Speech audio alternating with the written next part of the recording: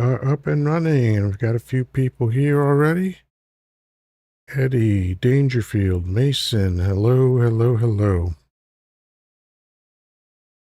All right. Let's see, I don't see a live goal. Why is that? Oh, there it is. I see it. I was looking in the wrong place. That's why that was. Oh.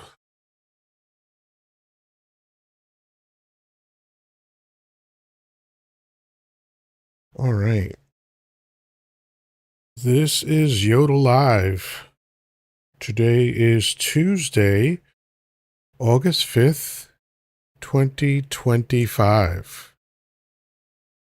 And I didn't watch any kind of news today outside of Tiki-Taki.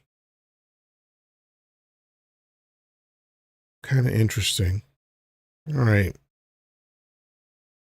So good. More people are coming in. G-Man, hello.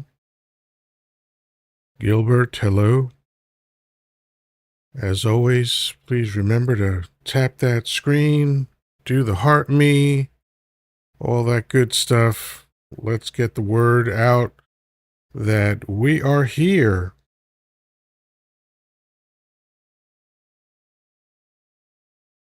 Thank you for the Rossetti. Appreciate it.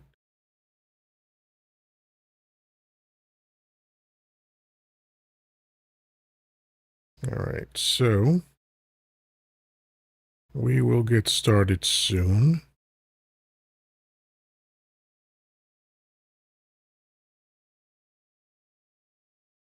I didn't go out all day today. Not even to check the mail. Hello, Johnny A.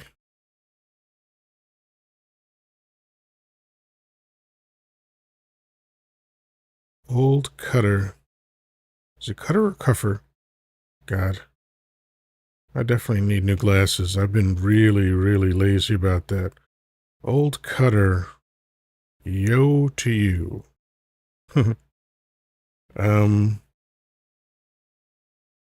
Yeah, today is going to be a continuation of yesterday. At least I think it could be. But let's see what Dangerfield is saying. George Orwell's book, 1984, there was a Ministry of Information that spread misinformation. Yeah, I've been quoting that book pretty much weekly since around 2003 or somewhere, whenever I read it for the first time. What's interesting to me about the book, 1984, is that I had heard about it my whole life. So by the time I read it, I was, how old was I? 30, 36 or so, around there. Oh, maybe close to 40. I might have been around 40 when I read it. I had heard about it my whole life. I knew that there were films made of it, and I just never read it. But then, when George Bush the Dumber got into office, people kept referencing it all the time. I was listening to Air America every day, and people kept referencing that. And then on the news, people would reference it, and just all over the place, people kept referencing the book. So I basically gave in to indirect peer pressure and was like, all right, I got to read it too. And I'm glad I did. Hello, Blue. And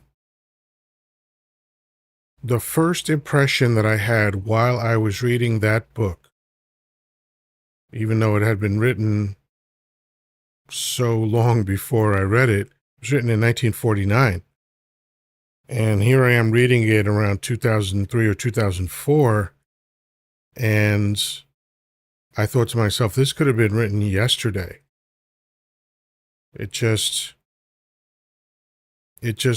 covers the reality of societies and governments and capitulation, you know, groupthink, all that stuff. I mean, everything that we're seeing right now, and I mean everything, everything, allies that used to be enemies, enemies that used to be allies, uh, all this, it's all just there. It's all written, captured perfectly in the book. Um, and I quote it constantly. I actually read, um, I don't know how long it was, probably maybe 2 pages. It was the title chapter WAR is peace, right? And I read a segment of that because as soon as Tulsi Gabbard reversed herself about Iran and lied, I remembered that chapter where, in the chapter, it's reverse of what Tulsi did. It was someone that was their enemy, their sworn enemy for eons, and then, oh, they're our ally now, right? And that's what Tulsi did in June of this year when she was back in March testifying about Iran, and it's all filmed. And it wasn't one remark that she made. She made a speech about Iran and their capability and how they didn't have anything. Everything was fine. There was no threat. She specifically stated that nothing had changed since 2003. That was her assessment based on the assessment of every single intelligence agency and all of the third-party watchdogs and all of the contractors that America pays billions and billions of our tax dollars to every year for nothing. And so but anyway, she said all that. And then in June, when it was time to invade, and she was like, oh, I was taken out of context. Straight out of the pages of 1984. Kind of amazing.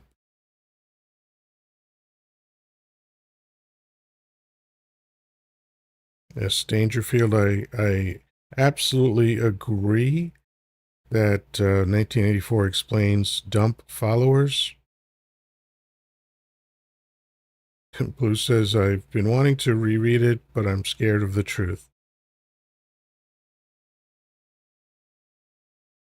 Yeah, if you're talking about, when you say he was preparing us, if you're talking about Orwell, he wasn't preparing anybody. He was just reporting on what he saw. And that's the thing. And I say the same thing about another George that I'm completely fond of and enamored with and just love as my hero, and that is George Carlin. When people say he was ahead of his time, I always say, no, he wasn't. He wasn't. He was reporting his time so accurately that it's always going to be relevant. Hi, Autumn. Um, it's always going to be true. Wow, there's already 20 of us in here. Hey, let's get these numbers up. Tap that screen. Let TikTok know. I mean, 12 minutes in and I'm under 1,000. That's kind of surprising, but it also means that you're interested, hopefully, in what I'm saying, and just not paying attention and tapping. That's the excuse that I'm going to use. That's what I choose to believe. So while you're listening, keep tapping. Let's get those numbers up. Last night I wasn't bothering you guys about tapping too much, but today maybe I still won't. I don't know. It all depends on how interesting things become to me. So, yeah. 1984 is a brilliant book. George Orwell was not ahead of his time. George Carlin was not ahead of his time, and neither was Shakespeare. When you read Shakespeare now, you will get the same sensation like, wow, this is exactly how people are now, because people haven't changed. Human beings haven't changed in at least 300,000 years.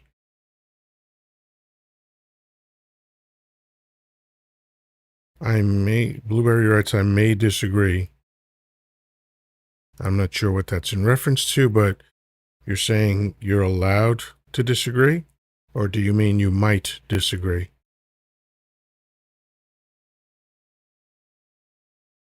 Hmm.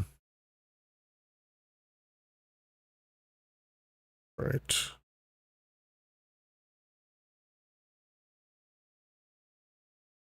Autumn ahead of his time in terms of common perception, but that means that you know what common perception was at that time. I don't.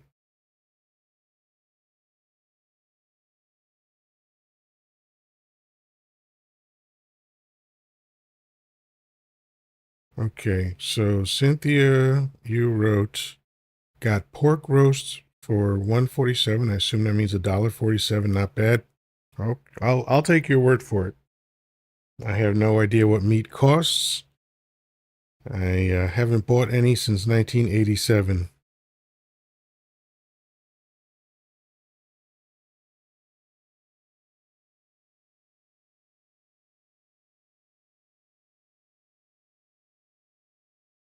DT420. I could release the files ASAP with an executive order. I did MLK. Gotta edit the files first.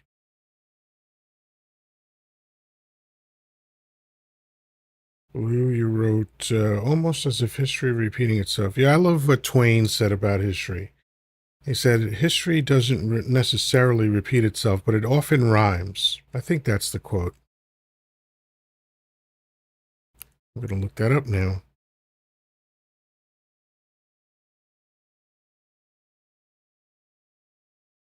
Oops.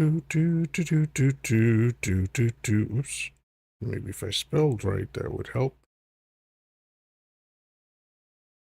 Whoa. I was way off. Man, I got fat thumbs. Okay.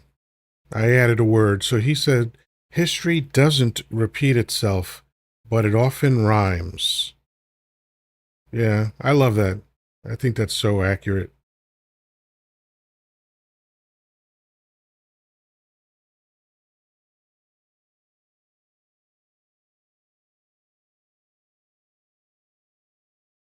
Dangerfield, I don't know if you're joking or telling the truth here, just to, or whatever, but okay.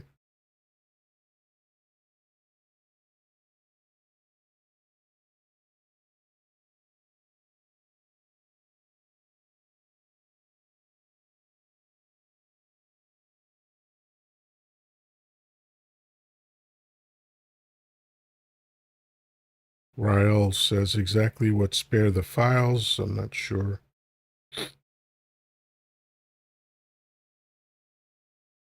Ryle, exactly what are the files?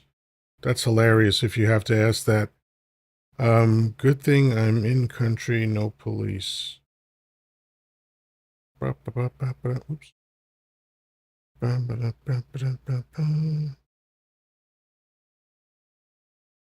So Dangerfield, you said that they didn't have Maya Angelou, but they had the book from Schmittler.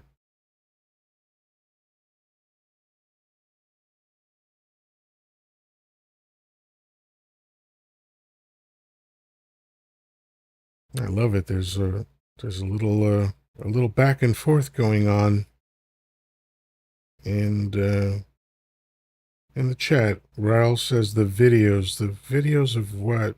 What? I mean, what are you asking? I, I would, if it's possible, maybe take a little bit more time to formulate your comments and questions so that I know what you're talking about. Dump asked Jasmine Crockett if she was related to Davy Crockett today. I could certainly see that happening. He called the guy Tim, who was one of the co-founders of Apple. I forget his last name, but Dump forgot his last name while he was sitting next to him, and he called him Tim Apple. He had the leader of Europe sitting next to him, I think a week or two ago. He forgot her name, so he just kept calling her Europe.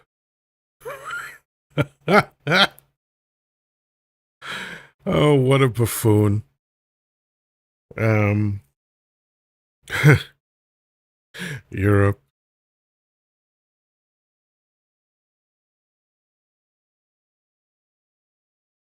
All right, so, all right, we've got the taps heading in the right direction. So let's keep that going. If you can spare a moment and a coin or more, I have a heart puff goal up there. I don't know if anyone.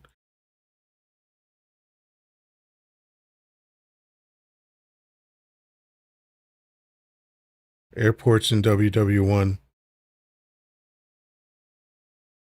I think I know what you're referring to, but it actually was worse than that.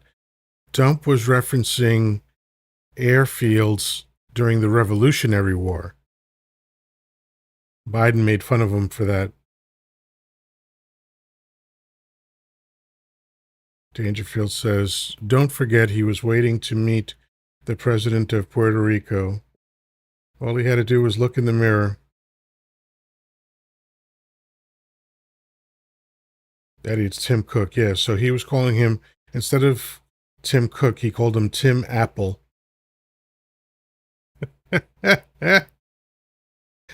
Oh, shit. Tim Apple. And listen, you know what, though? That doesn't even, mean that much to me. Because that's just old guy stuff. That's, very typical of old guy stuff. There's been a few things that Dump has done that people made way too big a deal about, in my opinion, of course. Like when he glanced at the sun during the eclipse, people made such a big deal. Oh, he was staring at the sun. He wasn't staring.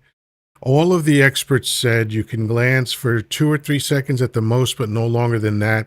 He looked up for a couple seconds and that was it. He glanced at the sun. It was no big deal. But people just went on and on. And I get it. You hate him, so you want to pile on whenever you can. But, at some point, it gets silly. By the way, does anyone see the heart puff goal? Is that on your screen? Because I know sometimes it doesn't show up.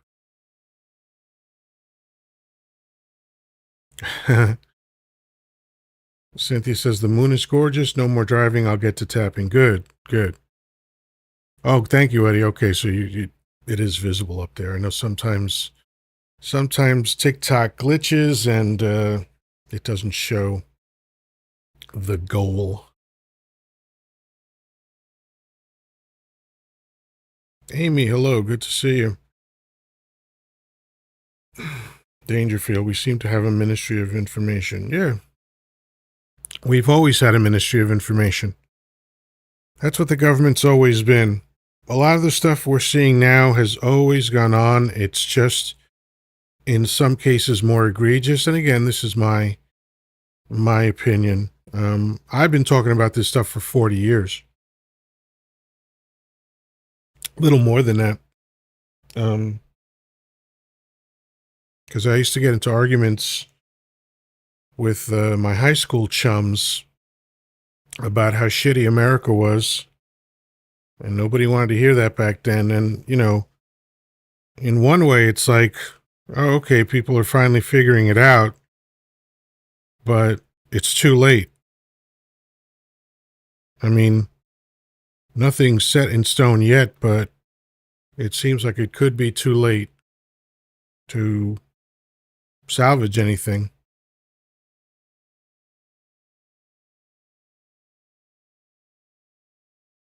Cynthia, you're saying the guilt.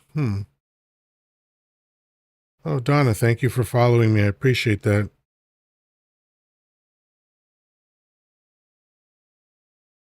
All right, Cynthia. So you're saying, so you're a vegetarian, Yoddah. Wish I could. I'm a rancher's daughter raised on beef. Those two ideas are not really connected to one another. Of course you could. All you'd have to do is decide to if you wanted to.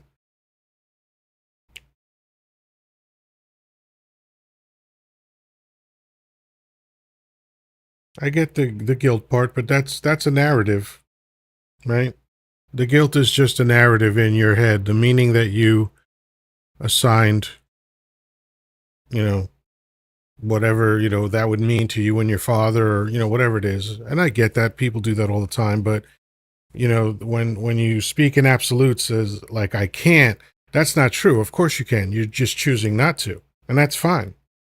You can choose that if you want to, you know.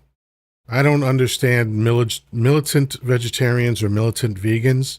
I find them to be among the most boring people in the world. Do you know what you're putting in your body? Oh,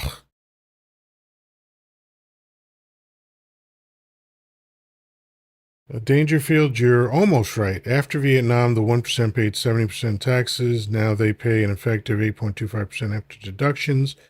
So the the 70% part is the only part that I would challenge, because after World War II is when FDR raised the tax rates, and the top nominal tax rate was, I believe, 93%, 92 or 93%.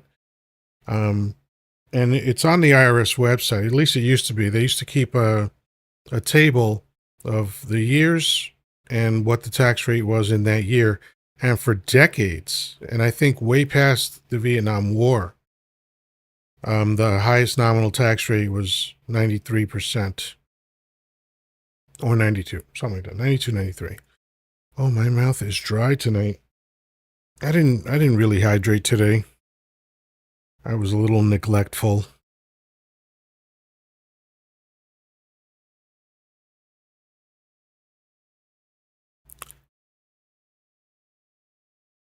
Thank you, Cynthia, for sharing the live. You reminded me to remind everybody else. So, the fastest way to share this live out is to press and hold your finger on the center of your screen. Very quickly, your friends list pops up, and there's a send button next to each of their names. Or if you've set up groups in the app, the same thing is true. The group name will put out, and you can just hit send, something like up to 40 times. That helps get people in live and, you know, getting us a nice group to chat with. So let's see what else we got. Eddie said changed around 1979. Yeah, yeah. Once the economy was strained again due to more Republican bad choices, um, and then definitely once Reagan got in, you know, Carter was faced with a no-win situation, because here's what it's gonna take. Hey Tanya, how you doing? Here's what it's gonna take for any administration that actually wants to fix the economy. They have to be willing to have Americans be uncomfortable for a few years. Right now, this administration, this is an abnormality in that they don't care who they're hurting, including children, the elderly, veterans. They just don't care. They clearly don't care about women. So they're an anomaly. But normally what happens, and this is part of the bullshit with the Federal Reserve constantly playing with interest rates, it's a short-term solution, and it's not really a solution at all. I'm not an economist. I don't pretend to be one. Most of that shit does my head in, but I have read enough about it to understand that to course correct, to put America finally on a steady growing economy, it would take the kind of changes that would make people really uncomfortable for a few years. And no politician wants to be the one that does that. So they play kick the can down the road, and they know that, the clock is going to reclaim all of us. Father Time wins in the end all the time, right? So they know that all they have to do is kick the can down the road, and eventually they get to retire, with their permanent pension and their permanent health care and their, and everything wonderful in their life. So they're not worried about it. They, it's a wacky country. Really is. Oh, I'm behind. Dangerfield said the trickle down economic plan lets the poor support us, but it's never worked, right? Because it's never been a real policy.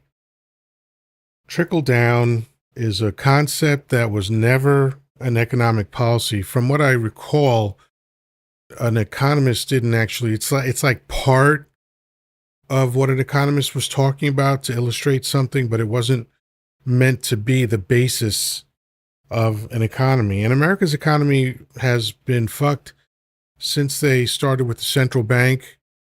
Lincoln got rid of the central bank for a while, but then after Lincoln, eventually they reconstituted that idea and created the Federal Reserve. And it's funny that they call it the Federal Reserve because it's not part of the government. America decided, Woodrow Wilson specifically decided to turn over the economy of an entire country to private bankers. That makes no fucking sense on any level. Every dollar they print is a debt instrument. As soon as they give us, because the Federal Reserve loans America money. Why? America could print money. Lincoln did it. Before the central bank, they did it. So we don't need a third party getting in on this transaction. The government is fully capable of printing money. Woodrow Wilson was the first one to sell America out to private industry. I mean, not the first one, but I think it was one of the most egregious things. And then the Supreme Court with corporate personhood, that fucked us pretty good. And now corporations can just buy the government that they want. Oh, thank you for the heart me. Hey, Danny's here. What's going on? Hope you're feeling better, Danny. Yeah, Blue. Yeah, they're not going to say no to big donors because they're the ones that voted in big donors.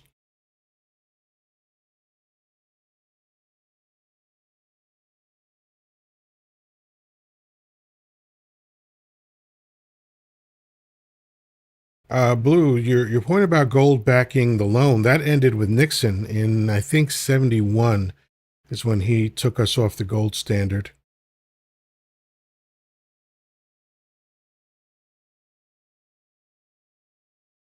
Yeah, there's a lot of math that isn't working out. Like the fact that um, Congress has borrowed trillions from Social Security with no clear intention to ever pay it back. They just took our money to fund conflicts around the world, to fund the machine that creates conflicts around the world from the Pentagon. That's what they did with our money. Instead of taking care of the elderly and feeding people and all that stuff, they decided, nope, wealthy people need tax breaks. That's the most important thing. Not Medicaid, not Medicare, not SNAP, EBT. That's not important. What's important is that Bezos gets a new yacht to go along with the other yachts that he has.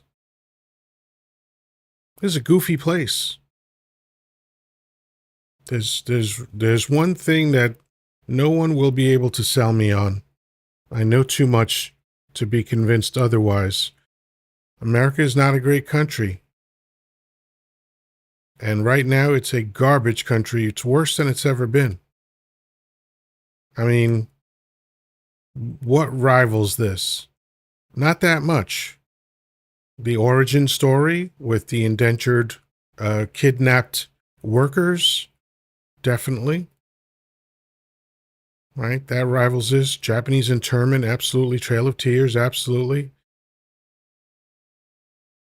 But from 1492 on to now, it's been a dog shit country. All right, folks. So we're cooking now. We got 29, 30 people in here. Okay, I think I'm going to introduce the topic. Some of you were here yesterday, and this is a continuation of yesterday's topic. I didn't want to throw too many brain busters at you at one time. I wish I knew what the hell is going on with my body where my collar shifts all the time. My shoulders must be uneven or something, or I don't know what it is. Danny's here. Okay. Get my mouse to work. That would be nice. Come on, there we go. All right. I'm coming out, so we better get the party started. What's up, Danny? Hey, my friend, how are you? I'm excellent, man. Better that you're here. What's going on? I'm doing a little better. I got some good sleep last night finally, Sleep so is key. I Sleep is needed that. absolutely key. Yeah. Good. Good. Not quite as exhausted as I was. Breaking in a new puppy is a lot of work. I Yeah. forgot how much work it is. I only tried it once, and it was so unbelievably disruptive to my life that we had to take the puppy back after 3 days. Well, he's Uh, doing better. yeah. So I got him a playpen, so he's sleeping in that at night, and it's Oh, a that's lot good. better than a pet carrier. So Yeah, it's it was probably irresponsible of me to do it. I was living with a woman, and we both decided to get a puppy. It was a terrible idea, and we didn't really know. Like, I know I can't speak for her. I know that I had no idea how to take care of a dog, especially a puppy, and so we did the tragic thing of getting it from a pound and then having to return it. All right. Oh, KTA's here. Oh, nope. I'm sorry. I misread that. Eddie's saying hello to Danny. So, Danny, I'm sure you know that KC got his account shut down. yeah, he unfortunately AC did. So he does have a backup, but he's just leery right now to get Yeah. on with it. Cynthia, you just made me cry. What'd I say? And was it me? Uh, but oh, the thing with the puppy, yeah. Yeah, that is sad. Sorry, I was just checked out there for a second. I was thinking about AC. So, yeah, I had a text exchange with him today, and he's not even sure he's going to reconstitute, and I don't blame him. Like here I am, like gambling on the idea, and I don't think that's too strong a word. I am basically gambling on the idea that I might be able to make money on this, and I know that at any second they can just snatch it from you. You know, For nothing, no specific reason. They can just yeah, take it or away. some bullshit reason. Oh, you said a Yep, magic word or whatever the fuck it is. It's just or someone complains about you. Oh, I got my feelings hurt on. Oh, that's it. Take down the line.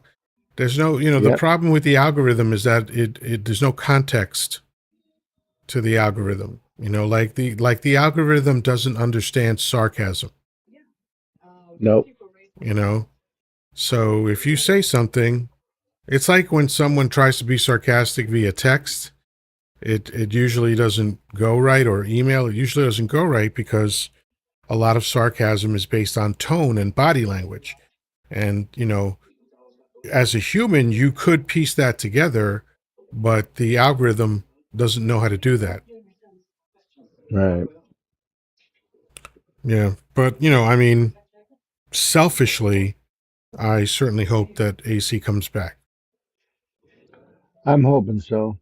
All I can do is, and I can't replace him, but I am going to try to fill the void with it and with him because I've been a member of the KTA family for quite a long time now, and Right. we got to keep it going. That's why it's probably in my name here. KTA is in the middle, Yeah. so TNC's Tapper and Chief. But so I'm definitely going to I'm gonna have to keep them accountable going. So I'm going to. Yeah. Yeah. Yeah. I couldn't come close to replacing AC. I think Nobody can. what his energy is so specific and so unique to him. He is truly in my mind irreplaceable. Yep. And the only thing we could do is what you suggested, just do our best to pick up the slack. And I get a little, I not a little, I for my whole life so far, I've been an extremely lazy person. It's why I never achieved the things that I wanted to achieve.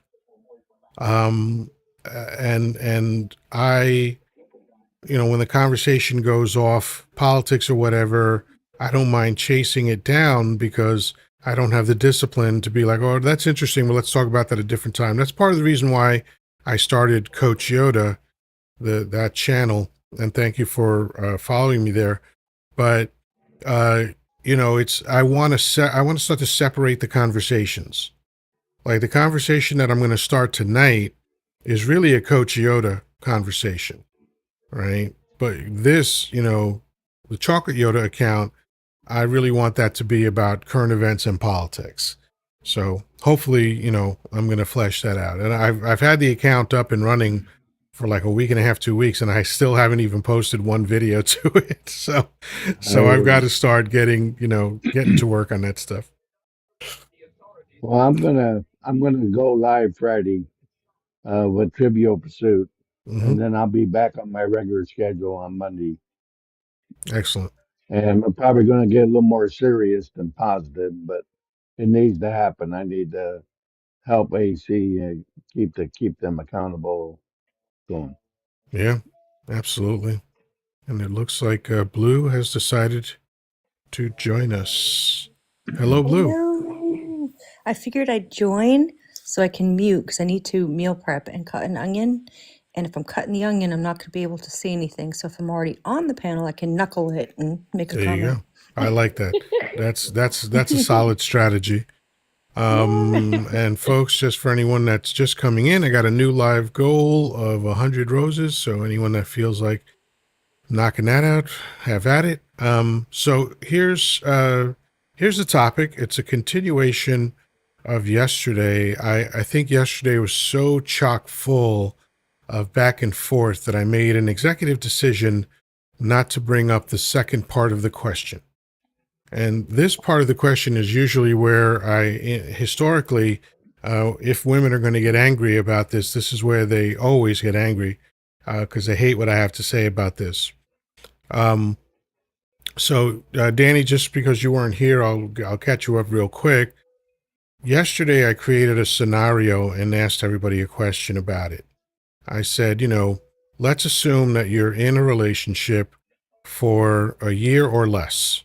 So under a year, and you love the other person, and you say, I love you, and in response, they say, I like you.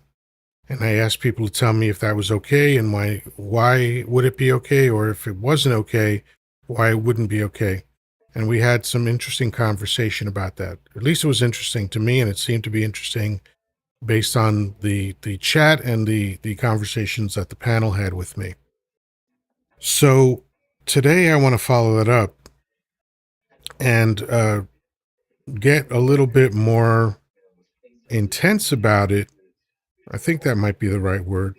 Maybe more focused about it. But so if you find yourself in a situation, and I'll ask the both of you this, if you find yourself in a situation or have found yourself in this situation in the past where you say that you love someone, you tell your significant other or the object of your affection, I love you, and they say I like you in return, is it possible that the reason why you love them is that they're lovable and they like you because you're likable. Yes, I think so. Very much so. Right. So it is possible, because this is what I got from the conversation yesterday, is that a lot of what people were saying was ego driven. Well, I love you, so you must love me. That's basically, I'm obviously boiling it down tremendously, but that was the sentiment that I saw as being consistent throughout the responses that people were saying. And that's why because it was such a great conversation, I didn't even want to introduce this part, but that to me is very significant. Just because I love you doesn't mean I'm lovable. It means if you like me, it means I'm likable, but it doesn't necessarily mean I'm lovable. And that seemed to be the assumption that everybody had yesterday. Well, of course you're going to love me.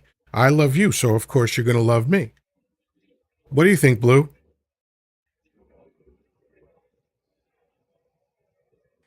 I'm thinking. Sorry, I literally have tuna all over my hands. So I'll make it kind of quick. I think that if you say I love you to someone and you have expectations of them to say it back, one, you're putting a lot of pressure on them. Two, it's incredibly egocentric. And three, you expecting them to be ready exactly at the moment that you're ready is not really fair. Those are all the points we covered yesterday. However, that doesn't answer my question. Okay. So if the response to I love you is I like you, we know that they are being lovable because you love them. Does it mean that you're not lovable and just likable? Oh, no. I just think that everybody Well, has their own. to them, maybe it's true. Maybe to Oh, them, you're well, likable. I don't know. I tend to fall in love with likable people, so that's kind of an anomaly for me. Okay. So You know what I'm saying? here's what I see. I see that people genuinely can't get out of their own way on this thing Mm. when because the assumption when I say I love you to someone, if I get upset that they don't say I love you back, it's everything that you said, everything that we discussed yesterday, but it's also a very real chance, and I'll explain why in a moment, a very real chance that you're only being likable. You think you're being lovable, but that person likes you. So maybe the evidence suggests that you're not being lovable, you're being likable. And here's a way that I can illustrate that. In a typical hetero relationship, whoa, that is a lot of background noise. Let me put you on mute there for a moment because that is wild. Damn it, if I could only get my mouse to work. Oh, shit. All right. Someone knows I'm trying to put them on mute and doesn't mute themselves. That's interesting. So, okay. Typical hetero relationship, most of the time, the male is going to be doing the pursuing. Very similar to other mammals in nature and even non-mammals, where the male has to prove his worthiness to the female, right? And so what does that mean? The male is going to be doing things to ingratiate himself with the female or to the female. And at that point, she's not required to do anything. She's evaluating him. You know, very often when I've talked to people about this, the thing that seems to be consistent is the I love you comes from the woman first. And that makes perfect sense to me. The guy is working very hard intentionally to be lovable. And then he gets an I love you. But then the assumption that the woman has is that, well, I'm guessing he's going to say it back to me because and of course, this is not a conscious thought, but it's like, oh, well, so I said I love him because he's lovable. So it's his turn to say, I love you to me. I must be lovable too. And that's just not true. Maybe you're likable.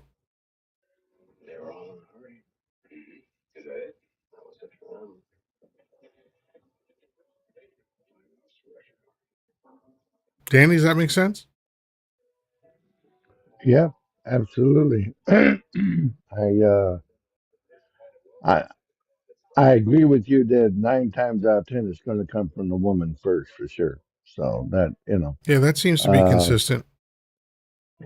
except that I will honestly say I was the rare one out of the whole bunch. I said it a few times before she ever said it to a few of them. But I also know when I was real young, it wasn't real love. It was puppy love, as we used to call it. They made a song about that years ago, and Neil Sedaka wrote it. But back when I was a teenager, but that was a real thing. You think you really love your high school sweetheart, then you find out that you really liked her, but you really didn't love her. You know, and Mhm. you wanted her to be your wife or your love because that's why puppy love was such a popular song back then Mhm. because it was true. Yeah. To be honest with you, for teenagers when you're young like that, and as you get older, you hope you change, but it doesn't always happen that way. So Now, Puppy Love, that was originally Sadaka because I remember Donny Osmond sang it. no, the original I Because think was written by Neil Sadaka's like, Sedaka. even though I was very aware of Sadaka, he was definitely a little bit before my time. But Right. He so wrote Be a lot of Kind songs for a lot of wrote people. Yoda. I'm guessing you spoke this into the phone because Yoda is spelled incorrectly. But Yoda, when I was on here last night, you were looking for love. You're a lovable dude. Accept it, bro. So you're off two ways. I was not looking for love, and I know I'm lovable. I've already accepted it. uh, yeah. So yeah, it seems like I've asked women individually in coaching and also in groups and also online. So face to face, all different ways I've asked women this question, and they seem to reject the idea that they weren't being lovable just because they loved him, you know? And that's to me illogical. Just because he's being lovable, it doesn't mean that you are. There's a really great comment that just came up. Amy in the comments said, "Love languages are different. Maybe hers just isn't the one for him." But there is science behind that. That whether it's something that was learned or truly innate, that's always the big issue or question. But there are certain things that individuals do that put them in a category, whether it's words of affirmation or acts of service. What are the other ones, if I remember? Yeah. Um, but there Are is you suggesting that the love language thing is based on science? no, well, Oh. yeah, actually, there's been a lot of surveying and peer-reviewed studies on love language and how each individual would qualify what they prefer. And that doesn't mean that that's born that way. That means that maybe it's just the way they were raised or trauma or just something they genuinely feel is important for them. And I can give you an example. Like I had this one guy years ago I dated, and he would come over and the trash barrels would be empty at the end. And it never bothered me until I had a friend come visit from Pennsylvania, and she walked up at the front with all her suitcases and everything, goes, "Oh, I pulled your trash barrels up. They were empty." And I just had this moment where I was like, oh my God, am I a acts of service person? Like I genuinely loved that. That was so thoughtful of her. That stupid little thing she did without thinking twice about it. I was so appreciative. And then all of a sudden I thought about that one guy for some reason, and he didn't would never do things like that. And I'm like, well, maybe I fall in a category. Maybe I like acts of service, and started to try to read into it and understand, what's valid that they've proven and not just, a fad. but it was definitely, there's something to be said with the categories they came up with. Maybe that's what it is. Maybe Maybe I'm not at work. the idea of science and surveys definitely doesn't go hand in hand. But let's see. Same with politics and surveys, though. Yeah. Anything self-reported as far as surveys they found completely unreliable. I'm checking now because I have a hard time believing that love languages are based on science. Yeah. The first thing that came up in the AI overview is while love languages, as popularized by Gary Chapman, are a widely recognized concept, there isn't strong scientific evidence to support their validity as a primary framework for understanding relationships. So I'm not saying that AI is right. I'm saying that that is exactly how I feel about it. I read about this stuff, and to me, love languages are horse shit.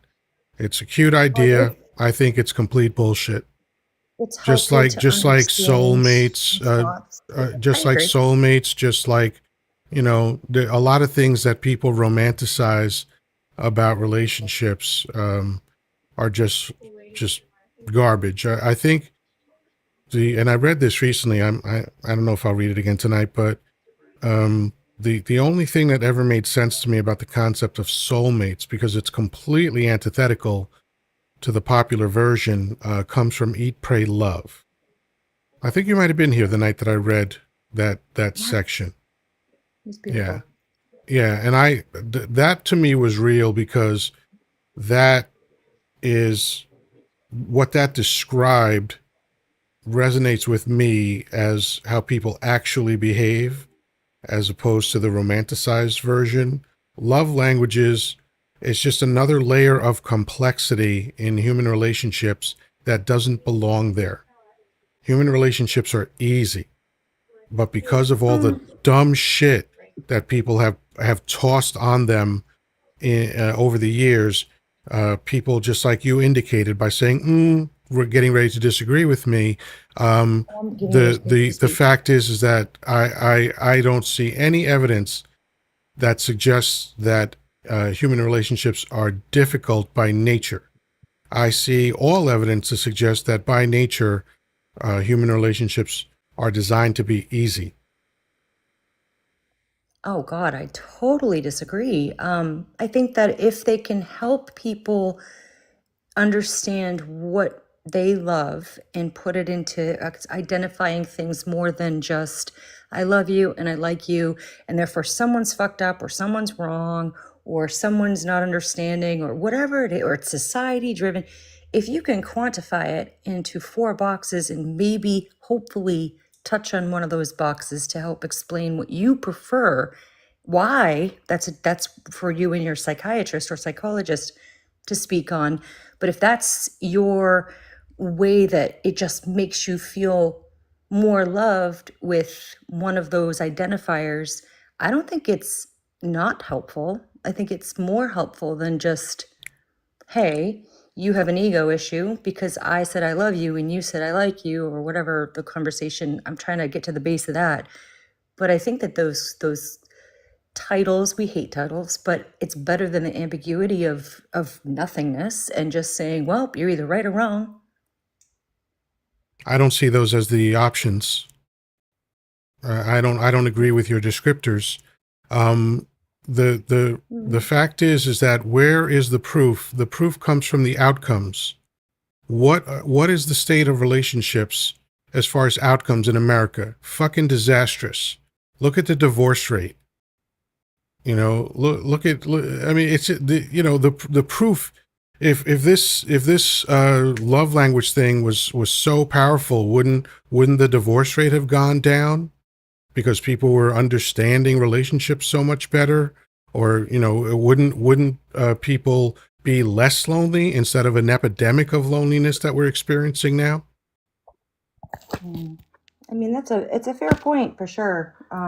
I like I said, I mean, I don't know all and I don't be all, and I just do. I like to be able to identify what a partner likes, and if he knows what I like, however you want to put that in a category, sometimes that helps in moving forward in knowing those things rather than just kind of running blindly. But what do I know?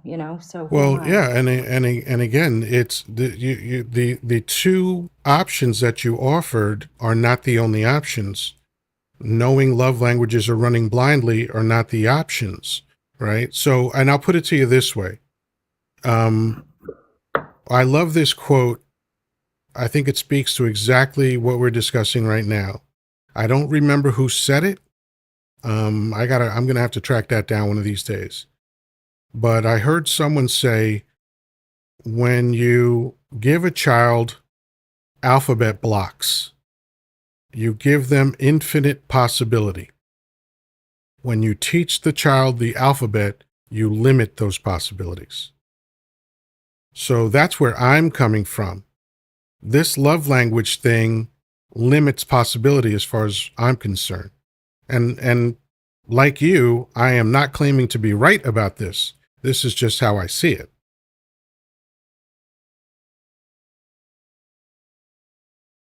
Because another thing that Einstein said that I loved, something like, if he said two things regarding this.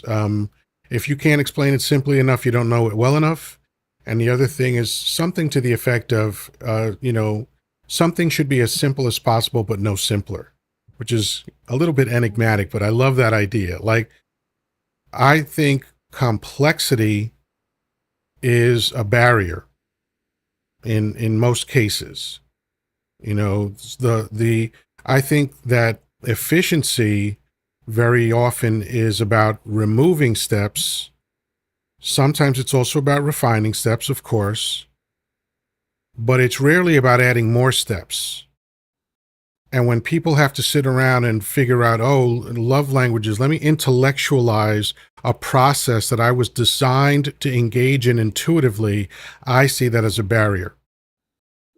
I mean, it's like, would you rather say, if you were a career coach, would you say to them, wow, you guys really think differently, you've grown apart, I think you should separate? What if their values are to work it out and you need some sort of solution to Well, understand if what you're a coach and giving that kind of advice, you're the shittiest coach ever. you would say get a divorce even though it was against their like moral compass or code? No, I literally just said the opposite. I would never give advice like that. Right. I wouldn't. That's telling an adult what to do. That is the opposite of good coaching, right? So Well, I'm not a coach. I'm just asking because I'm curious. I'm not suggesting that you were a coach. I'm giving you my opinion on the scenario that you put forward. Okay, so if someone were to say that, that would be bad coaching, right?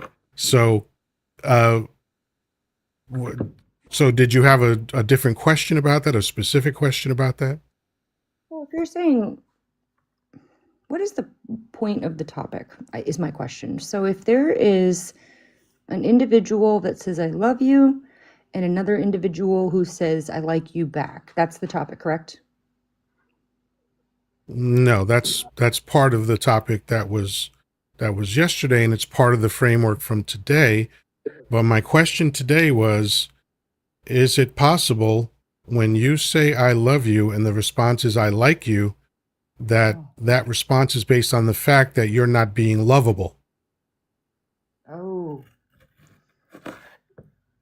yeah, I don't agree with that. I think that the most lovable people aren't necessarily the ones that are going to tell you right away, because they're probably lovable and probably have been hurt more, or because they put it all on the line. I don't know. It's actually very interesting. Okay, you might have switched the roles there. So you're the one that said I love you. The response to you was I like you.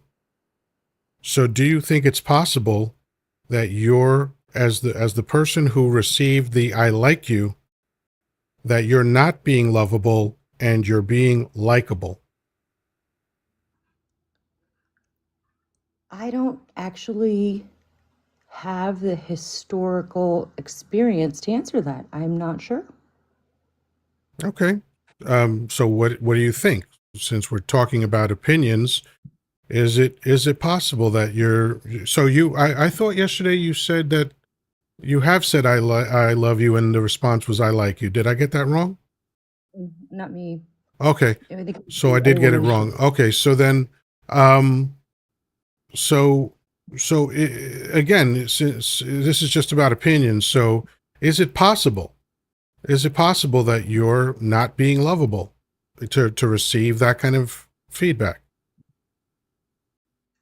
No, I think that's kind of No? mean. It's impossible that you're not lovable in that moment? Got you. I'm trying to flip it again. Um, no, it doesn't mean you're not lovable. There's so many factors that go into it. Okay, so I worded it very carefully originally, and then it kind of degraded. So that's my Yeah, I mistake. feel kind of You stupid. are Am I like them? when I On say the you're spot? not being lovable, right? Meaning in either in that scenario, in that relationship, at that moment, the response that you got of "I like you," could it mean that in with this person you are not being lovable so that you would get the response of I love you too. Yeah, this is way over my head. Okay, But I want to listen and I want to learn. So cool. I Excellent. do. I genuinely need to Yeah, understand this because it's good stuff. very deep question. Dangerfield, I thought I saw you lurking. Oh, okay, I did. I tried to bring you up, but I didn't do it correctly. Here we go. All right, Dangerfield, you are joining Real us. quick, How you doing I tonight? told, what happened is my battery Dangerfield, went. Dangerfield, you're not here to filibuster. How are you doing tonight? Okay, real quick, Excellent. Yeah, I told the girl that I loved her, and she said I like you, and then I found out she had another boyfriend, excellent. and that's all for me. Hasta la bye bye. Whoa. Okay. Okay. That's context. Okay. That sucks. Do you Okay. think, do you think anytime a girl says that, it means that she's seeing someone else where she doesn't love you? Danger? I I'm mean, he cutting an said onion. goodbye, so I don't know. I don't know if he's listening still. Oh, But he'll be back 6 I'm looking for the X on my phone, and I can't find it. all right. Well, minutes. you've been asked a question since you introduced a new idea. Do you want to engage in that, or you still want to leave? Okay, what was the question?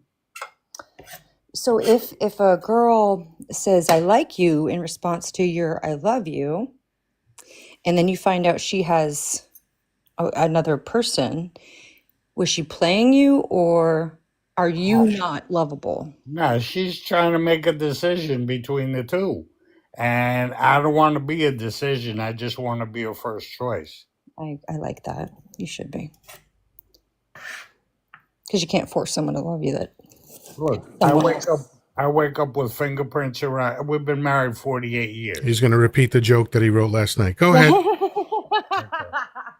I wake up with fingerprints around my neck, feathers in my nose, and everything tastes like zinc. So I think the love is gone.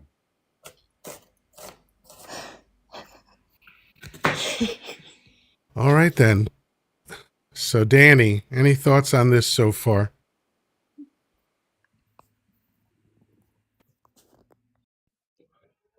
Well, I Danny, go so, back to my original statement. yeah. Uh, when you get to a certain age, it's puppy love. After that, you really have to decide whether you like the person or not. And I found my biggest mistake. I'm going to talk about Danny for a minute. Is that uh, my first marriage? I married my high school sweetheart. I loved her, but I really didn't like her until actually I didn't like her that much after I really got to know her after we were married a while, you know, and that started causing problems. And then, of course, we stayed together for the kids, which a lot of married people do. And the love that we had for each other, whatever love that was, fell apart. So 23 years later, after we did that, then we divorced, obviously. The second one, again, it was love. but we weren't friends. We weren't really. We liked each other, but we weren't in love with each other. And but we were never really friends. I am successful this time on with Grandma Carol is that I married my best friend. Her and I are friends, and we fell in love with each other through that friendship, and our love has just gotten stronger through the years. So I'm not saying everybody's that way. I'm not saying that's a perfect thing about it is, but it is something to strive for. So I would definitely, if you're ever going to get into a serious relationship, be friends first and see where it goes from there. You don't have to love each other, but you got to like each other and you got to be friends, in my opinion. See, that's very interesting because I one of the things I said last night is I love my ex-wife more than any other woman that I've ever known and chances are we'll ever meet. And the only reason we're not married is because I don't like her. So it sounds like you and I are both saying that in this scenario, like is more important than love.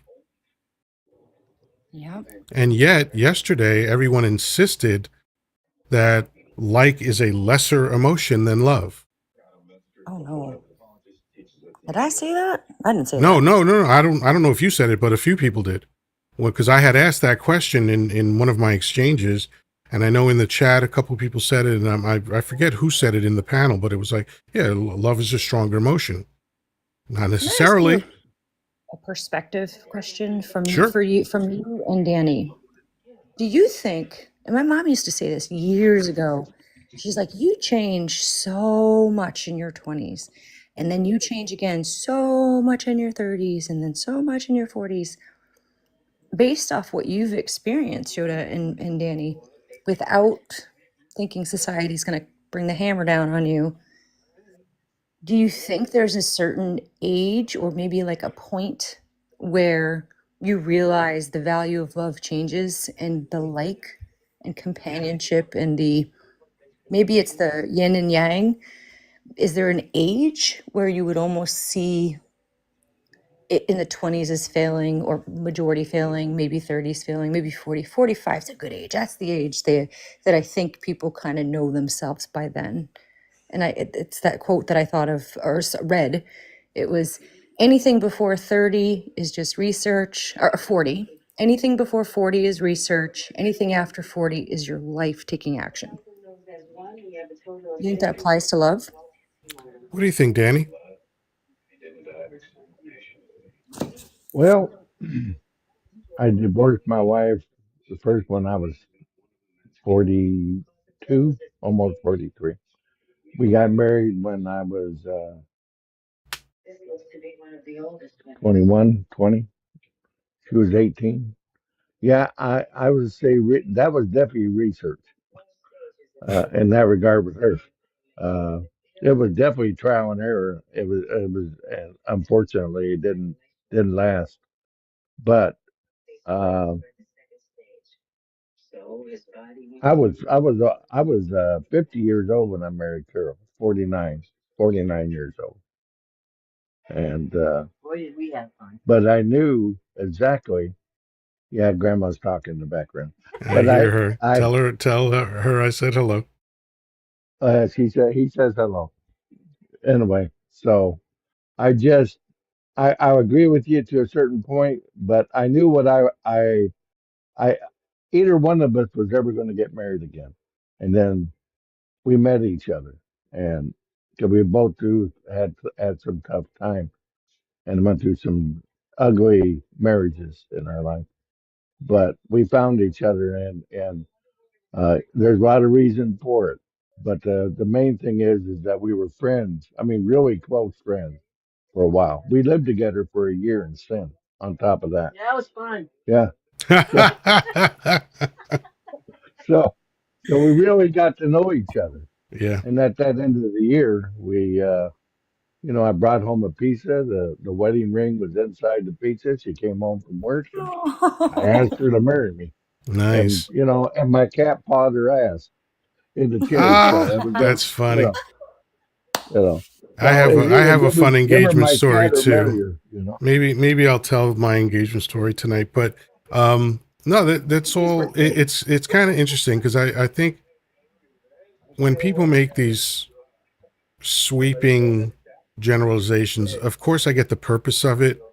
And they very often can be extraordinarily accurate, and very often it's a mixed bag. So this idea that the first 40 years is research, I think sounds just absurd to me. I get what they are saying, whoever said it, because your brain biologically doesn't even form completely until you're 25. I know for me, I was mostly useless in my 20s, but also I started my road to being a better person when I was 23. So obviously, uh, I can't knock my 20s because I understood that I had to get better, and I started getting better. So in this case, it falls flat. I think I could generally say that most men in their 20s are kind of useless. It's that young, dumb, full of, kind of thing. Hmm. I might agree. But there's a lot of variation within that in terms of like how people grow and what makes people grow. Because if you're leading a casual, carefree kind of lifestyle, then yeah, it could take you a lot longer to mature. Some people never mature. That's where you get the concept of arrested development. Some people they get stuck at whatever trauma found them. So if they get traumatized at age 25, that's it. They're 25 forever, emotionally speaking. You know. But again, I get the thing that they're hinting at in that, and of course, with quotes, you have to be pithy, so the nuance gets lost. Um, but yeah, I mean, as far as the conclusion of all this, in terms of like what you value and what you see as important, I think that's again a process of refinement. When I was young, I saw women as warm places to park myself. And it was about, the chase and all of that stuff, just raw emotion, and I don't judge myself for it. I wasn't wrong for doing that. That's just what my priorities were at the time. And that's what my orientation to them was. And a lot of that had to do with my mother and the disastrous relationship that I had with her. And some of it had to do with me and the conclusions that I reached. And then when I was 26, I looked back at my life then. I was 3 years into my personal development, almost 3 years, like 2.5 years. And I realized that I had had 5 train wreck relationships in a row, just dysfunctional as the day is long kind of stuff, right? And I said to myself, I had a conscious moment where I said, well, yeah, they were crazy for sure. These women were crazy. And I mean that in a generic way. But I invited them into my life. So I wanted to figure out what that was about. And so I decided to be celibate for a year. And it was a very radical choice for me because I was very successful with women, and I was young and good looking, thin, the whole thing. I think I had a 31-inch waist at the time. Like, I was hitting on all cylinders. So women were very easy to come by.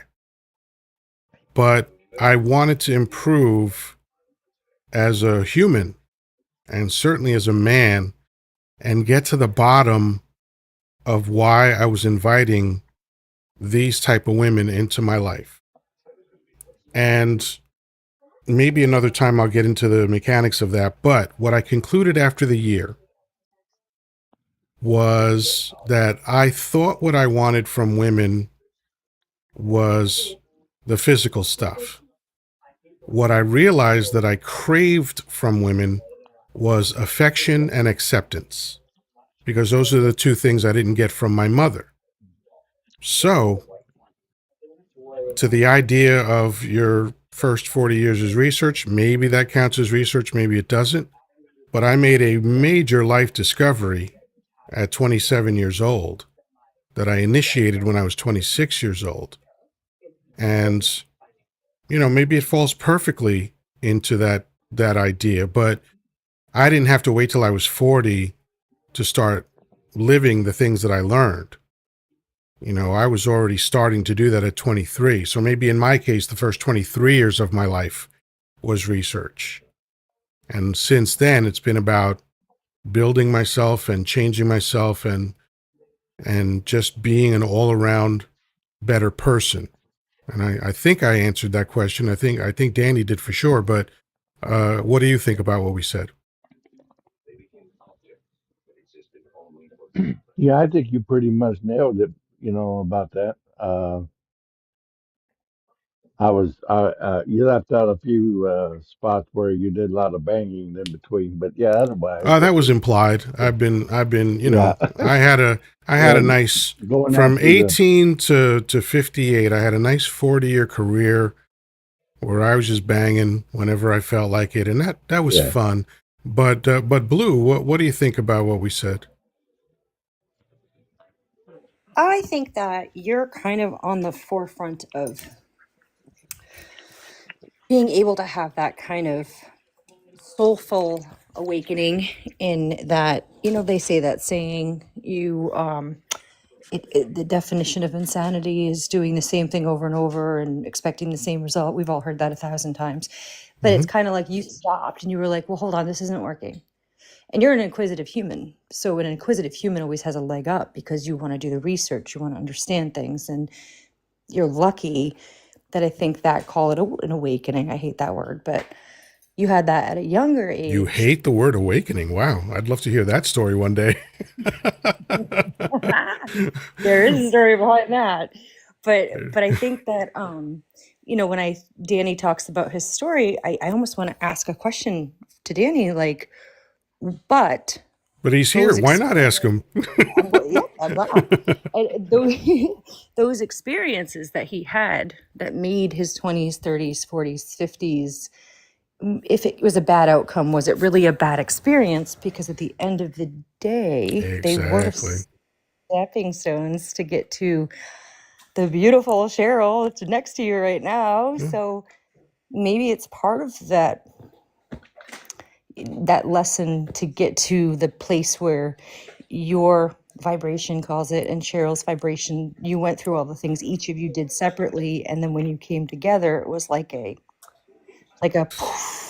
magic moment.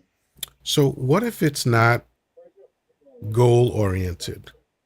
What if it's like what John Lennon said, which is, life is what happens when you're busy making plans? What if it all is just experience, right?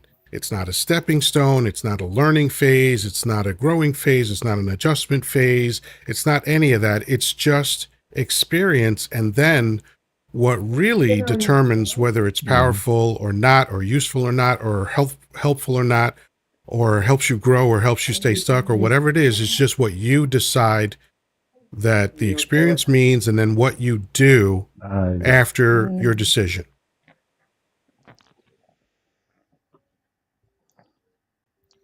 That's powerful. Oh, thank you. Thank you. You're welcome. I have a habit of doing that. You always do that. It's why I always love these lives, because it's you are thought provoking. I actually think of the things that we talk about on your lives the next day through right up until the next live, because it makes my mind tick, and that's a beautiful thing. That's extremely It's meaningful to me. I mean, that happens to me all the time, and it happens on many different levels, from the profound to the silly. Like, I remember I watched the film Fresh, which Giancarlo Esposito's in it. Lawrence Fishburne has a small role in it. No, not Lawrence Fishburne. Oh fuck, Danny. No, what's his fucking name? The guy that says motherfucker all the time. Holy shit! How am I not? How am I Samuel blanking on his Jackson. name? What was it? Thank you, Samuel L. Jackson. Mr. Jackson, I apologize for blanking on your name. I am filled with the requisite amount of shame for that. Samuel L. Jackson had a small part in it, but this film, and it's from the '90s, but it was so powerful. I was moved by it in many ways. It moved me emotionally and it moved me intellectually. And 3 days after I saw the film, I was taking a shower and I figured something out about a metaphor that the director was using throughout the film. And in the shower by myself, out loud, I went, "Oh my God, that's what that meant." I do it all the time. Yeah, and I love when that It's a good happens. movie. Oh, It's almost Fresh like, is, oh my God, it was so I good. It never was see so that. I've never seen it. And put it on. as Let long me as tell you, there's like I have a real confidence about recommending films to people because I get really good feedback on my film recommendations. It's a hard film to watch emotionally, and it's not because of like, a typical manipulation of horror and gore and shit like that. It's not that. It's human. It's very, very human, and it's hard. It's hard to get through that film. Just like Menace to Society. Like literally, I sat in my chair and I could feel myself shaking when the credits started rolling. Like, what the fuck did I just go through? And Fresh was slightly different because Fresh wasn't traumatic in the way that Menace to Society was. But I would recommend both. But Fresh was, it's such a, first of all, Giancarlo Esposito is money in the bank. You could put that motherfucker in anything and it's just going to be good because he's in it. And so he gives a stellar performance.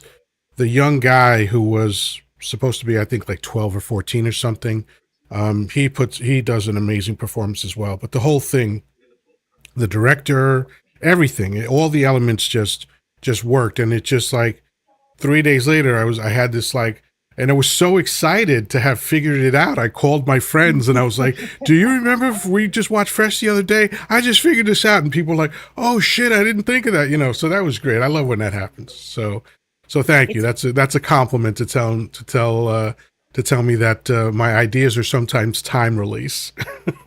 well, it's one of those things where if you get on those conversations, like we were talking about many lives ago, where people are arguing about who's right, who's wrong on political stand, like shit that just doesn't fucking matter. And it's like, oh my God, nothing, you don't grow or enhance. You're just trying to figure a way out to communicate your point and hopeful someone listens.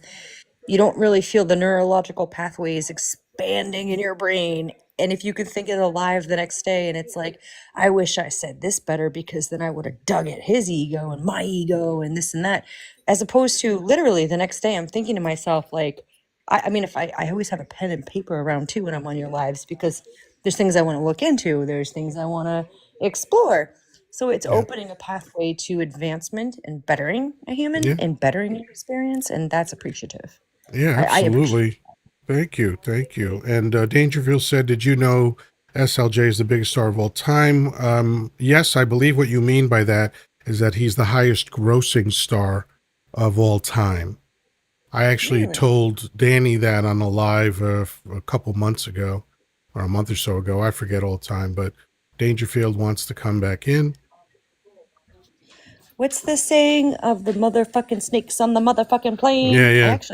I I'm never getting saw that. tired of these motherfucking planes. Motherfucking So snakes. anyway, yeah. I didn't see the film either because I heard that it was terrible. But that is the famous Oh, line from that. I don't want to Dangerfield, you're ruin him back. for me. I'm back. I had to tell you one more joke. I don't Yes. know if this joke is appropriate or not, but I went to see Monique with my daughter. It was Oh, sometime sorry to hear that. in the early 2000s. Oh, first of all, I didn't know how dirty she was, but her opener didn't show up. And of course, me being the comedian that I am, I was the fifth one up. They booed the first four, and Danger, you are not a heckler, are you? no. I go up on stage, and I look out, and I didn't realize that basically I was looking at 3,000 black people and one little white girl. So I said to myself, what the hell am I going to say now? Because I intended a different joke. And then I said, when I was a little boy, I was 5 years old. My mother made me a chocolate cake. Now, this joke has been copied since, but this is my joke. And so my mother made me a chocolate cake with chocolate icing. So I put my face in it and I said, look, Ma, I'm black. She beat the hell out of me. She says, go tell your father. I tell my father, he beats the hell out of me. He says to me, now you go back and tell your mother you're sorry.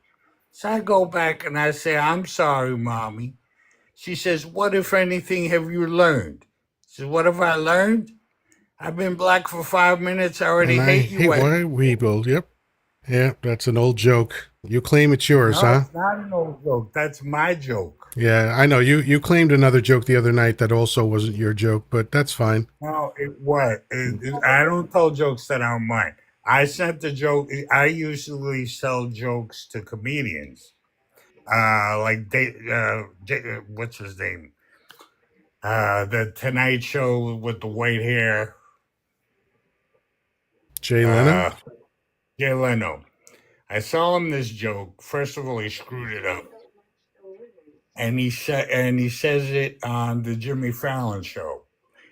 And I saw him this joke. He never paid me for it. So you But didn't sell it, you gave it to him. well, basically, he didn't pay me for it, and then he got hurt afterwards.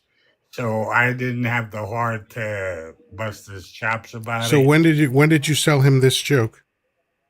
Oh, Jesus. A long time ago. He was still on the Tonight Show, I think. Or no, right after. Yeah, that's right. He was on the Jimmy Fallon show, so he didn't have the Tonight Show.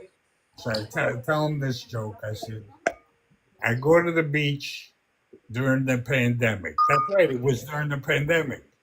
I go to the beach during the pandemic. I'm sunning myself, wearing a face mask, social distancing, and some guy comes up to me and he says, "Hey, you want to cruise chicks?" I says, "What are you talking about, cruise chicks?" He says they don't. I says I would know what to do. He says they don't know how old we are because we're wearing these masks. I says, how old are you? He says, I'm 84. I says, well, I would know what to do. So he gives me this baked potato and he tells me to put it in my speedo. Yeah. So he goes the one way, I go the other way. We come back. He says to me, I got four numbers from four beautiful girls in bikinis. I said, I didn't get any. He looks at me and he says, the baked potato is supposed to go in the front of your pants. So Now, Jay Leno left the Tonight Show 2009, and you say you sold him that joke after that?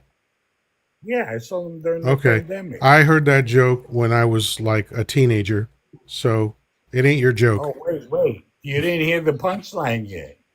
No, The you said the joke about the white face, the black chocolate. I don't like white people. You said you sold Potato in him. his that one I said the first time I said it was when I went to see Monique early 2000s. Yeah, I heard that joke when I was a teenager, This which one, definitely wasn't in the 2000s. there was no What do you pandemic. do for a living, Danger, may I ask? I'm 74 years old. I used to teach believe it or not, at Lewis College in Detroit. So is the answer you're retired? It was a black college, and what happened was I cut down the tree. They went out of business in 2013 because they Oh, couldn't get funding. Yoda. We couldn't get funding. I can mute, you I can't. cut down the tree, I could do and the more than tree mute. fell out. And so then I started telling Holy jokes. fuck, is it still Tuesday? Are you retired? Oh, yeah. Okay, so that was the answer to the question. There you All go, right. Can Blue. I I finish the shortened the joke? process for all of us. Okay. Can I finish the joke? I doubt it. Okay. Real quick. So I learned two things that day. Number one, the baked potato goes in the front of your pants.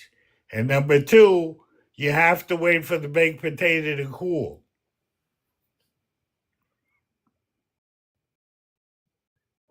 Nobody laughed. I was on mute. I was on I mute. But I I did. I, I knew that joke, but I've literally known every joke that you've Hear told. that joke, So but that's But my Danger, joke. you did not create these jokes, though. You heard the I created whenever I tell a joke, okay, in like your today. reality, so maybe. But you they so you claim that you created the joke where I the don't. child says I've been black for 5 minutes and I already hate white tea. That you say that's your joke, right?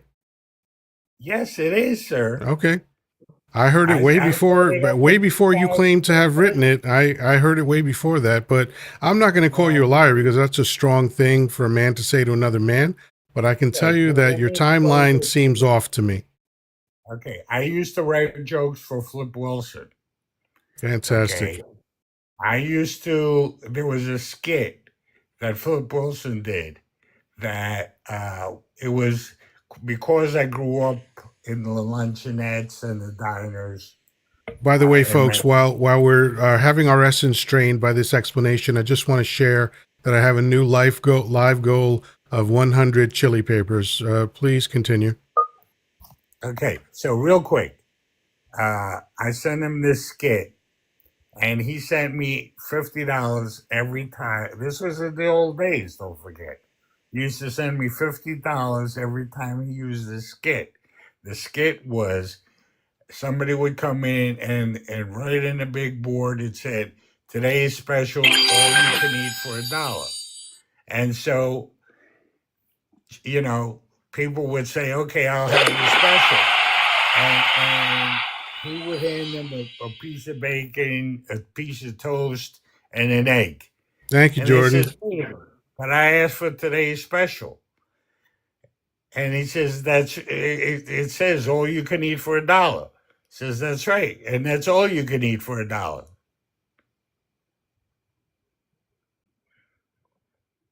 See All what I right. mean? You're 0 for 3, but thank you. No, for three. That's I sent them that joke. I'm laughing. I believe that you do. Oh, you thought that was funny? All right, so I stand I corrected. giggled. You're Outside one out of people three. You're one out of know three. Good for you. All right. Anytime Papa Bears. That was good. That was good. For some Jordan reason, and showing I don't love. know why, Sammy Davis Jr. used to say, "Do Ruby Begonia ring a bell?" So I made a joke out of it and sent it to Flip Wilson. And he used that joke too. Those the only two things that I ever sold Flip Wilson. I might actually believe you that you had a position where you were making up jokes and selling them, but you worked under a corporation, therefore under the NDA you can't claim them as your own. I kind of get that. Oh no. When people when I sell them jokes and they're like way past due, I could sell them again. For You know what? I just reposted a video today. It was so beautiful. Hold on. Someone was in the middle of a sentence just now. Oh So, god, I'm sorry. so what were you saying, Dangerfield? Oh, I'm sorry. I thought the lady was going first. No, I thought Uh, you were speaking. Maybe I'm crazy. nah, just I have one joke after the other. Unfortunately, Gotcha. I used So, to write. so I used to. hold that thought then. One love, is it? One love? Yeah, One Love Infinity. How are you doing? I watch. Oh, I'm so good, Yoda. How are you doing? I'm wonderful. Happy Thank you. Saturday night. Um, It's Tuesday, but you're one of welcome. the oh, for me it's Saturday Oh, every day. good. All right. Excellent. No, I'm joking. That was a joke. I Do got you guys get it? Cool. Yeah, we, Jeannie. you know, Do you we, guys get it? Okay. we, Because he's talking about jokes. We love Any, you. yeah. Anyhow, I watched a beautiful video this afternoon, where Sammy Davis Jr. No, Sammy. No, Sammy. No, Sammy. Yeah, Sammy Davis. Does kind of like a.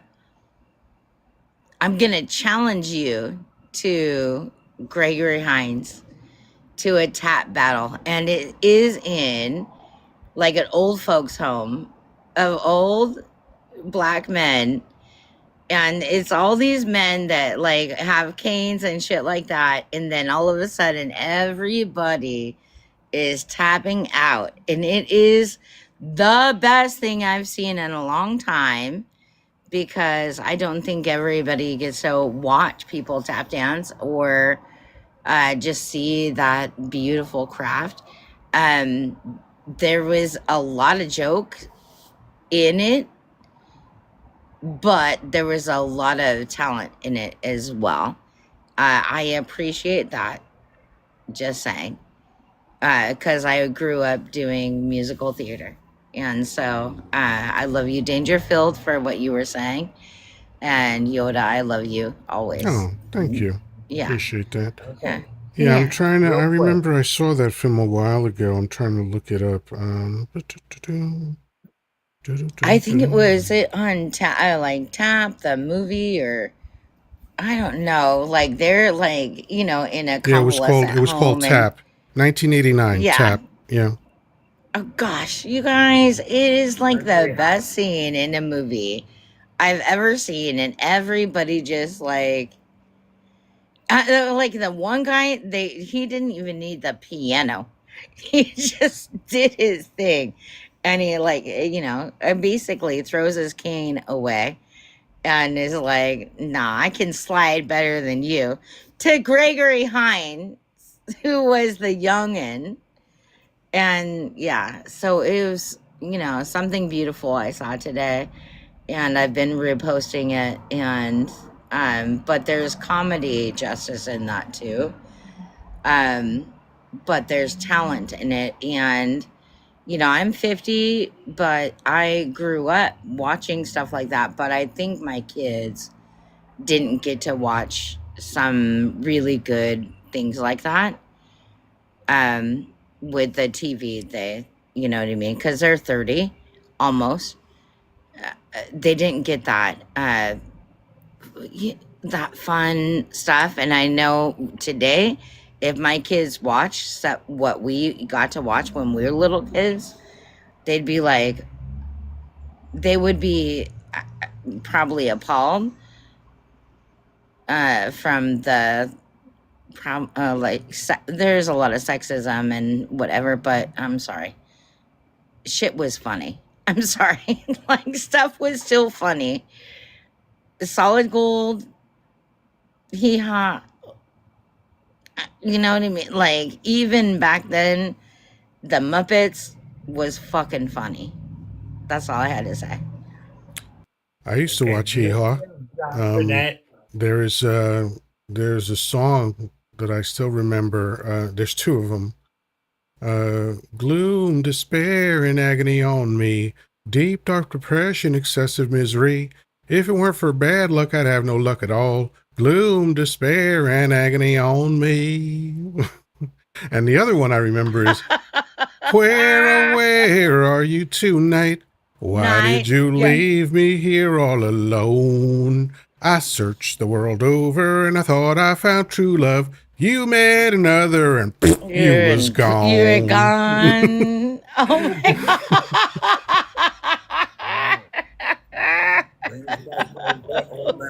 See, This is why I know love I know Yoda. Dangerfield, you're confused now because when I finished saying shit, there was wild laughter. I know you're not used to that. Oh, thanks a lot. It is hilarious. No, because we were brought up because we'd watch one of these shows, and then right after, it would be a Mutual Omaha. What was that like? Animal Kingdom. Animal Yeah. show. Yeah, Animal Kingdom. Jim Perkins, I think. Not Carl, Yeah. Jim Perkins. So here's why I loved Hee Haw.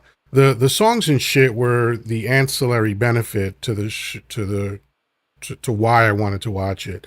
It was because women were scantily clad in Hee Haw. That's why I loved it.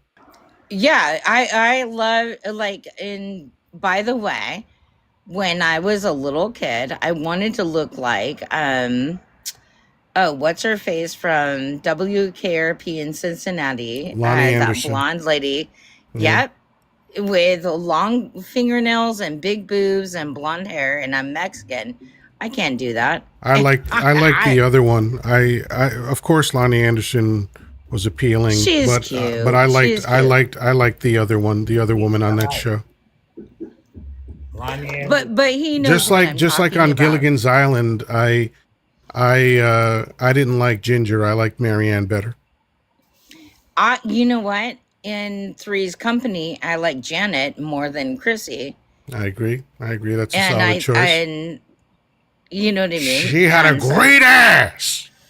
I liked Gilligan. I was I just, didn't by the watch a way, lot of just Gilligans. for anybody that doesn't know why I screamed that out just now, I was channeling Al Pacino in the film Heat, because he says that in the film. I know why you like her, because she's got a great ass, and you got your head all the way up it. I Poor love guy you. died. But yeah, Are John, you guys all this old John enough Burnett, to you know all have to these? watch- Though I'm I'm sorry. 61, so yeah. I don't know your panel, so I'm Danny sorry. is older You than know me me. by 15 years, and I don't know how So old you Blue guys is. know. I am just below 40. You know, there's a number for every year. I'm not sure if you're I aware don't of say that. it though because I like to go backwards every year since I hit 36. So I Just don't below like to 40, go so she's backwards. Benjamin It's buttoning her way through life. it's okay. I'll be 40 in Okay. September. Real Excellent. quick, I'm gonna leave. All right. Love it. I love That's it. All what right. you I said wrote last time. for was John Panay. All right. I'm not going to wait. So pleasure having you here, Dangerfields, as always. Come back anytime. You'll probably We'll be be back back. tonight if we stay long We'll enough. come back 6 more times. That's his thing. I give him 15 minutes, Yoda. I give him 15 minutes. We want Yeah, back that seems there. to be about his record. I love it though. It's so funny. It's now his thing. So Did you know that I don't like to brag about this? I'm pretty sure I've never talked about this on social media before, but I invented the semicolon. Oh no. Tell I me. did. It's I a did. joke I coming. invented it. No, that was the joke. I was poking fun of Dangerfield. He keeps trying to take credit for jokes that he might have written, but the timelines just never seem to work out. He might have though. He's 74. He's got an extensive lifetime. Maybe he worked on SNL writing jokes. You never Anything know. is possible. Anything is possible. That's why it's What? possible What? that I invented the semicolon. Well, I invented the period. We're good. Oh no wait, double meaning I'm there. older Hi-oh. than you, so I had the period before you did. There you know, go. by the way, I'm See? in menopause. So I created the pause right now because I'm in Menopause, menopause. Everything pause. Hi-oh. You know what I mean? Hey, you know what I heard? I heard What? something recently. What's that? There's only two or three species in the world. This is new, so my mind is not wrapped around it yet. But they purposely stop procreating, and they say it's because there's a very powerful spiritual thing that happens to women after menopause, where they're basically granted their last third portion of their life to like truly like be a very powerful person. Like it was a really cool perspective that I just saw it, and it's there's only three other species that do that. They don't fertilize until death. Yeah. It's almost like you need a break for something bigger. It's Kinda cool. it's another Wait, thing what's that we the that we other- have that's the exact opposite of women, is that men can procreate until their last day. That's what it is. Of course. And yeah, and But we women, don't. oh We have gosh. something incredibly special. No, we I actually can't do wait to have find out something what that incredibly is. special. Yes. Tell me. I can't wait to I mean, find out I keep why hearing about men it. I hope have their sperm. I hope one day I find out what all this mystical amazingness is about. I can't wait to find evidence of female intuition. I'm looking forward to all of it. Well, you know what? Possibly your next life, you'll be a female and you'll be able to like Always access say what we that. do. As long as I'm a You'll bonobo be good. monkey, I don't care if I'm male or female. You're gonna You be just want to have fine no sex matter what. all day, schmecks all day long. We Yep. know. Yep. That's Oh, you they know. probably get it a lot more than we do, No, anyways, as they humans. do. And bonobo That's an easy monkeys explanation. are It's really funny. notorious for spending their days banging each other. It's They the best just thing. want, they just want it And all day Because long. I'm hungry. there's no violence in their societies. They Match just want it. yeah, why not? Well, Yeah. yeah, if you just had an orgasm, I don't think you want to be violent against anybody. You just like want to relax. Somebody Yeah. bring me some food. Give me like what can we do? Like It's and part I'm of the waiting reason for the I'm next so one. peaceful, that's for sure. I mean, I remember reading this interview with who started Playboy magazine? Hugh Hefner. Hugh Hefner. And he said that he believed in having a big O every day. And I thought that's something manageable, no pun intended.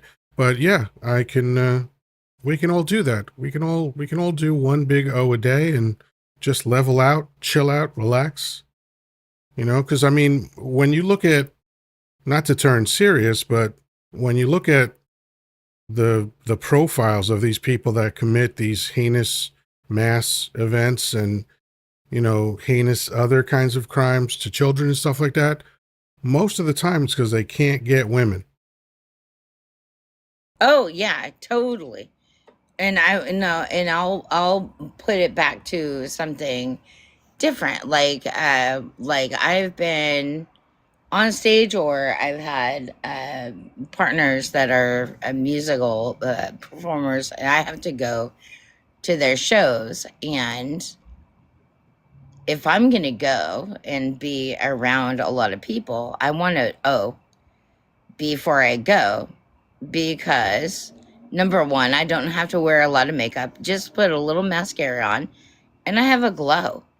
You're just glowing, you know what I mean?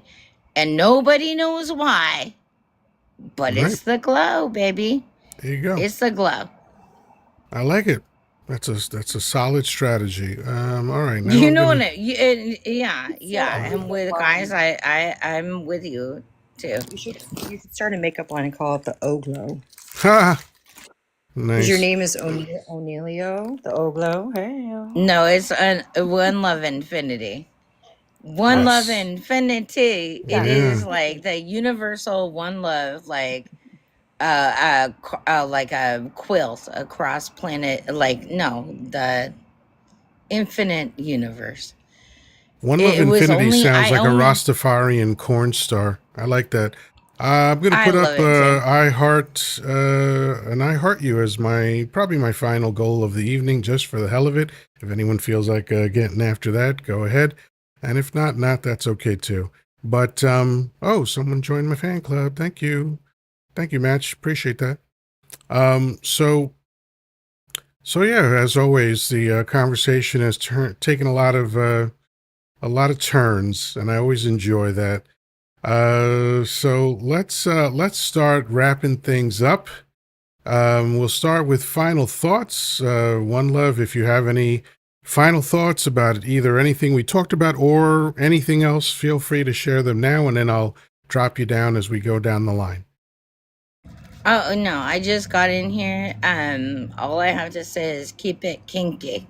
Haha, love it. That's good advice. Keep it I kinky, love San you Diego. guys. All right, have a good night. You too, baby. All right. And Blue, any final thoughts?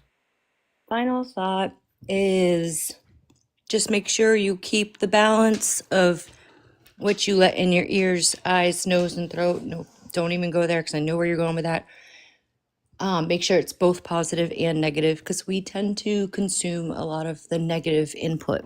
So you do choose and pull yourself away. Make sure you have a good balance with good people around you that make you laugh to balance a lot of the crazy, wacky news that we're all being exposed to right now. Makes sense. Makes sense. Good stuff. All right. Have a great night.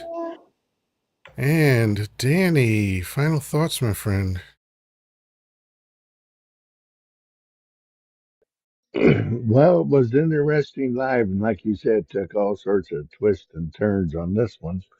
Uh, and I am wrong. I made a mistake.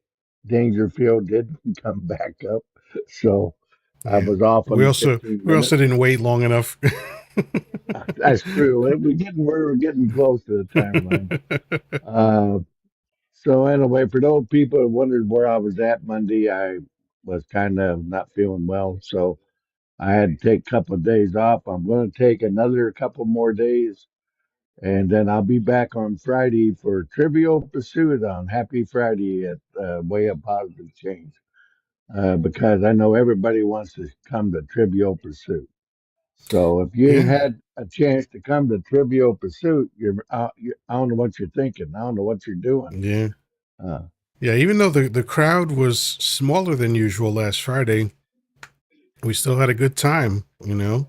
that's right. Lots of, the stuff that what makes me laugh about the game is a few things. I mean, I enjoy learning these little factoids that, are, I mean, it's called Trivial Pursuit because this is trivial information. It's not important at all, but I find them fun. I find these little nuggets fun, especially the stuff that's like just way out there that's no one's ever heard of. Like, oh, this tiny island off the coast of whatever that no one's ever heard of, and it's a trivial pursuit question. And just how people get when they're trying to answer the question or when they're wrong, when they're right, how competitive people get. But it's all fun though. That's the good thing. Like no one ever has any kind of funky energy when we're playing. So it's a nice respite. It's a nice break from what everything else that goes on in social media. So much so that people are starting to copy you.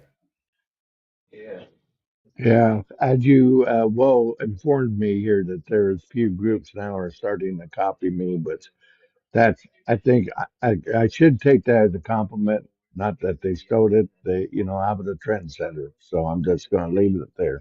So Yeah, One Love, what I would suggest to you is clicking on Danny's profile photo right now and following him if you're not doing so already.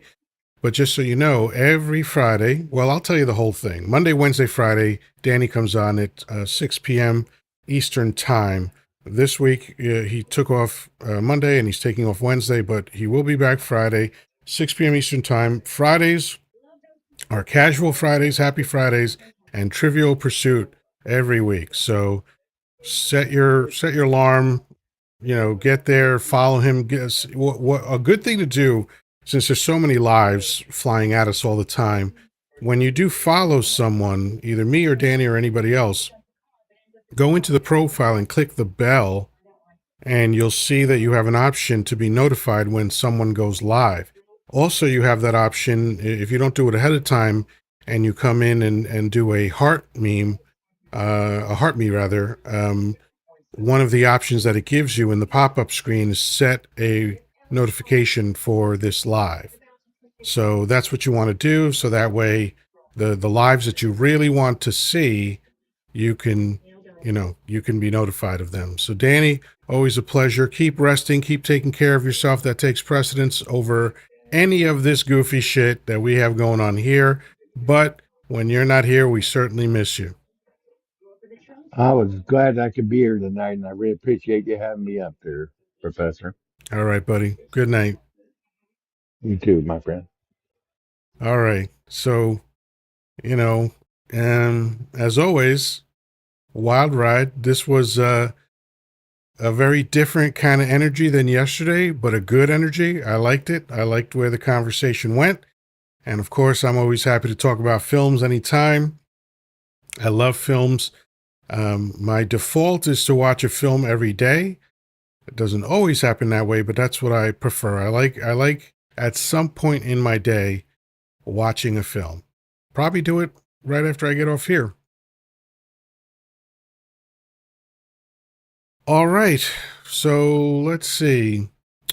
We got to 31,000 likes. Thank you, everybody, for tapping the screen. For all the people that sent gifts, thank you. You knocked out all of my live goals. You're all amazing.